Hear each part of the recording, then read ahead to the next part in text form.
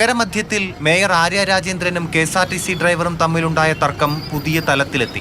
ഡ്രൈവറുടെ പ്രവൃത്തി ഗതാഗത നിയമലംഘനം മാത്രമല്ല, പ്രതികരിക്കാൻ കാരണമുണ്ടെന്ന് മേയർ. KSRTCയുടെ ഡ്രൈവർ അദ്ദേഹം അതേ സമയത്ത് വളരെ അസഭ്യമായ രീതിയിൽ ലൈംഗിക ചൊവ്വയോടുകൂടി ഒരു ആക്ഷൻ ഞങ്ങളെ കാണിക്കുകയാണ് ചെയ്തത്.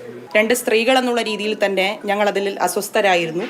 ഒപ്പം ഡ്രൈവർക്കെതിരായ പഴയ കേസുകളുടെ കണക്കും മേയർ നിരത്തി. FIR നമ്പർ 1090 2022 കേസാണ്. ആ കേസ് പ്രകാരമുള്ളത് അദ്ദേഹം അന്ന് ഒരു പ്രൈവറ്റ് വാഹനമാണ് ഓടിച്ചുകൊണ്ടിരുന്നത്. ഇത് മാത്രമല്ല, പേരൂർക്കട സ്റ്റേഷനിലും അദ്ദേഹത്തിനെതിരെ ഒരു പരാതിയുണ്ട്. വകുപ്പ് ചുമത്തിയിരിക്കുന്നത് 279 ആണ്. പാളയത്ത് വെച്ച് മേയറുടെ കാർ ബസ്സിന് കുറുകെ നിർത്തിയിട്ടതായി CCTV ദൃശ്യങ്ങളിൽ വ്യക്തമാണ്. കാർ സീബ്ര ക്രോസിലാണ് നിർത്തിയിട്ടത്.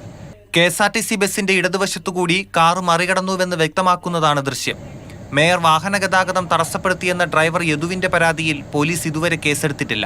ഞാനായാലും നിങ്ങളായാലും സാധാ ജനമാണ്. നമ്മൾ കേസ് ആദ്യം കൊടുത്താലും, ഇപ്പോൾ വലിയ നേതാക്കൾ വന്ന് കേസ് കൊടുത്താലും അപ്പോൾ നിങ്ങളുടെ കേസ് എടുക്കൂല. വലിയ നേതാക്കളെ കേസല്ലേ ആദ്യം എടുക്കുകയുള്ളൂ. സംഭവത്തിൽ ഡ്രൈവറെ മാത്രം ഡ്യൂട്ടിയിൽ നിന്നും മാറ്റി നിർത്തിയുള്ള നടപടികളും വിവാദത്തിലായിട്ടുണ്ട്. മാതൃഭൂമി ന്യൂസ്, തിരുവനന്തപുരം.